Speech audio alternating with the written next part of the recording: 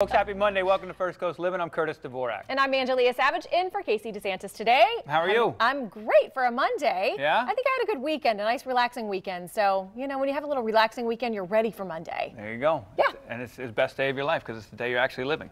And the day I'm working with you. Oh, shucks. Stop it. There we go. Did you ever go to summer camp when you were growing up? Of course I did. I loved summer camp. I lived for summer camp. I did too. I went to Boy Scout camp and some others, you know, the typical types of summer camps. You know, you're probably thinking campfires, s'mores. Well, it's the modern age, 2017. There's a new summer camp in California that's teaching people how to become social media stars. No way. Yeah, you heard it correctly.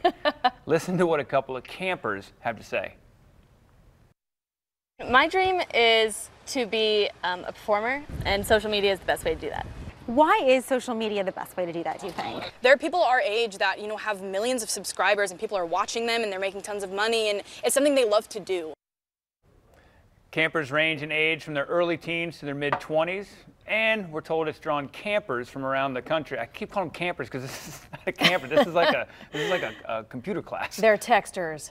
Campers is what they are. Even Puerto Rico and Sweden, people from all over coming to I it. can't imagine this, though. I mean, I loved camp growing up, but I loved camp for different reasons. I loved camp for being outside, being in the wilderness, digging up worms to go fishing with, to go sailing.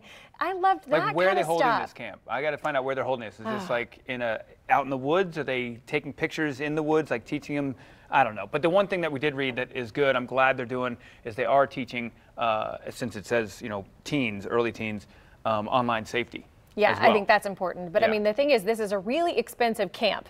It's around the $2,000 mark, so that's a lot of money to send your kid to a camp to become a social media star. But I think this is trickling down from the adults. They've done this in Canada for 8 years now, and so I think it's just trickling down to kids now. Kids wanting to do the same thing that their parents are doing or their older siblings are doing. Yeah, they're basically capitalized. They're charging you so much because, like she said, people are making a ton of money with all the subscribers. But I really wish kids would maybe, like, I don't know, NASA camp? I don't know, though. I kind of feel like maybe we should sign up because they're going to be ahead of the game. They're going to learn a lot of new stuff.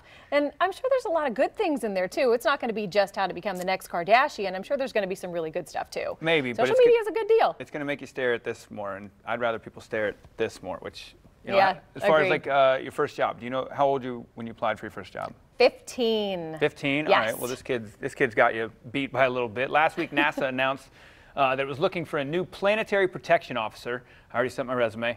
A gig that pays between $124,000 and $187,000 a year. Well, a 9-year-old New Jersey boy named Jack responded.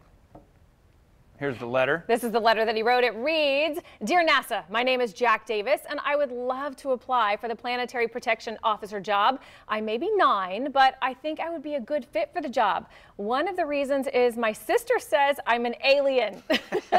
Also, right. I have seen almost all the space and alien movies that I can see, and I have also seen the show Marvel Agents of S.H.I.E.L.D. and hope to see the movie Men in Black. I'm great at video games. I am young, so I think I can learn like an alien. Sincerely, Jack Davis, Guardian of the Galaxy, 4th grade. How amazing is that? And that's really cool. And of course, NASA, you got to love this. They responded. It reads in part, "Dear Jack, I hear you are a Guardian of the Galaxy and that you are interested in being a NASA Planetary Protection Officer. That's great." It goes on to say, "We are always looking for bright future scientists and engineers to help us. So I hope you will study hard and do well in school. We hope to see you here in NASA one of these days." That's pretty cool. That is awesome. Oh my gosh, I couldn't imagine doing that in the 4th grade. Yeah. I don't think I wrote anyone. I didn't write a representative or a president or anybody to do with NASA, that's for sure. Hey, I'm with Jack. I got my ears perked up too when I said Planetary Protection Officer. Like, Who knew? Is Armageddon happening? Like, we're gonna need people? Oh, I'll go on the rocket up there and try and defeat the asteroid. I don't know about the aliens yet, Jack, but We better take note, though. These young kids they're teaching us so much about social media, and he's probably telling us something that we need to know. So this is probably those are camps. This is the next movie. Kids need to go to those. NASA camp. Go to that stuff. Go to camps that you're learning things. Elon Musk. I know you watch every day, Elon. I want you to do a camp. I want you to do a camp for kids learning how to power things with solar power. Yeah, Yeah. I'll sign up. All right. Check this out. Over 3 decades, they've traveled to 6 continents, speaking of NASA and stars and all these different things. 6 continents, chasing 19 solar eclipses. We got one coming up in a little bit. It's all part of their 48 years of marriage. And now, in less than 3 weeks, a total eclipse is coming home for one Missouri couple. Take a look at this. Yeah, South Africa was fun. Libya was fun. And Libya was fun. You could say the way the moon moves around the Earth Thailand has, I think, one of our best pictures. has pulled Billy and Sharon Haas around the world. We took telescope to Turkey, real close to the border with Syria. Since 1991, when Billy decided a total solar eclipse was enough of an excuse to take his wife to Costa Rica, Of course, I'd heard of an eclipse, but never seen one. this couple has trotted the globe, We were hooked. tracking 19 total eclipses. The eclipse gave us an excuse to go to somewhere you would otherwise never go, like Mongolia in the wintertime. Sharon uses the camera, If you do several exposures, the corona gets bigger and bigger. and Billy the brush. Thought the only way to really capture it, kind of like Galileo did, is to, paint it yourself. Trying to capture what so few will ever experience. We keep telling our families that this is great. Yeah. Well, now we're going to all be together and show them that it's great. And when the total eclipse passes on August 21st, they hope their hometown will take about 2 minutes to pause and appreciate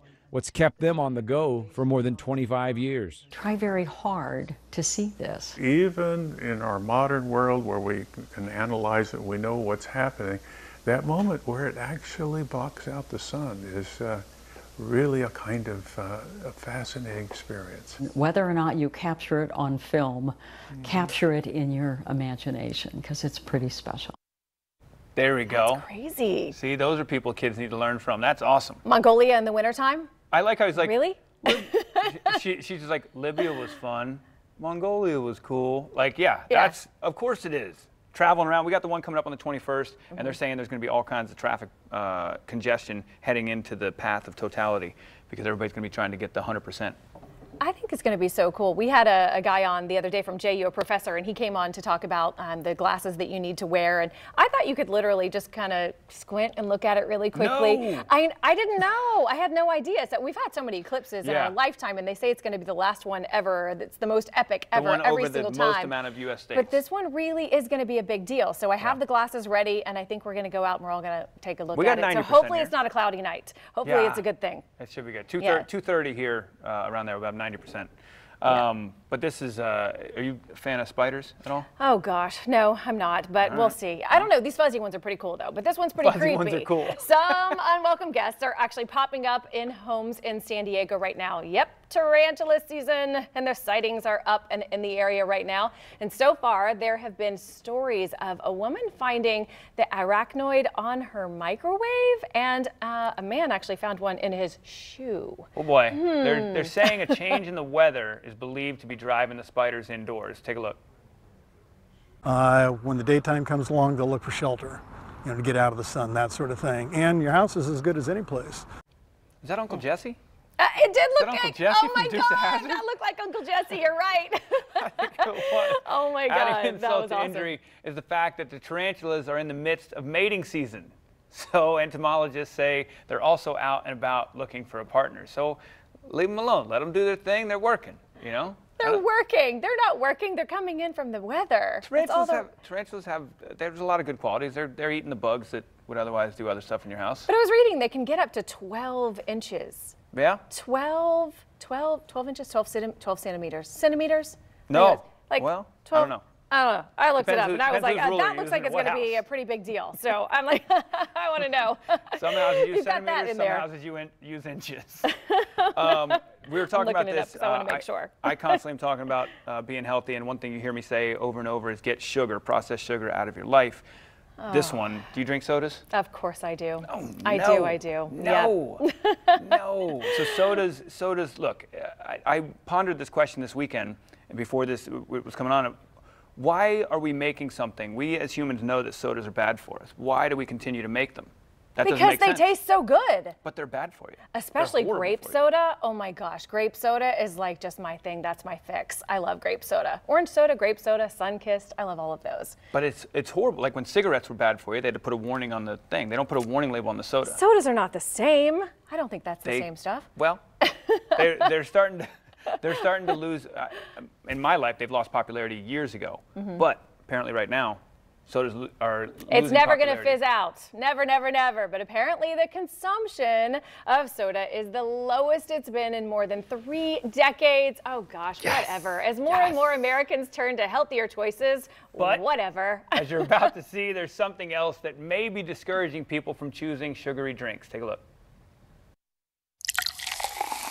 America's love of soda is going flat. It's not a drink that you're going to drink all day anymore. Now it's a drink that you'll indulge in when it makes sense. New data from Beverage Digest shows soda consumption in the U.S. is the lowest since the firm started keeping records back in 1985. There's a growing number of consumers who want to control their sugar intake. A choice about health for many, also becoming a matter of money for some. Just this week, Chicagoland's Cook County became the 6th metro area in the U.S. to enact a so-called soda tax. The levy, a penny per fluid ounce of naturally or artificially sweetened beverage. The tax should bring in around $70 million in new revenue for Cook County, Illinois. If rolled out nationally, it would mean more than $50 in tax for the average American soda drinker. I don't know what the sales drop will be. I know there's going to be a sales drop, and that's going to be tough on us. A drop in sales likely won't hurt companies like Coca-Cola, already responding to a high demand for low-calorie alternatives like sparkling water. So with soda taxes bubbling up in other cities, what's next for Big Soda? Ultimately, the soft drink companies have to follow consumers. Who are leading to healthier choices. Katie Beck, NBC News, Atlanta. Last time you actually had a soda. Last soda. Actually, I was on a in like emergency situation. I needed Emergency. Yeah, I needed a little bit of caffeine. I was on a shrimp boat like at 4:30 in the morning. There was nothing with caffeine around, and so I had like 2 sips of a Coca-Cola, and I almost got sick, almost vomited. What? Yeah. Oh my gosh, I had 2 Cokes yesterday. It's oh my gosh, that's well, because once you get the sugar out of your, like mostly out of your life, when you go back, you're like, oh my gosh, this is ridiculous. But that's one tax I'm in favor of because I don't like taxes.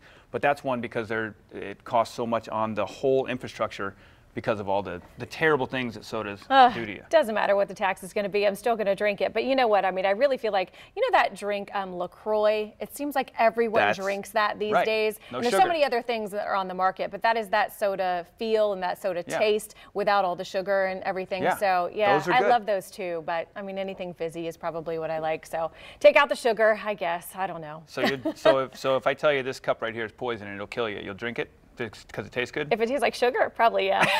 All right. Well. Yep, I probably will.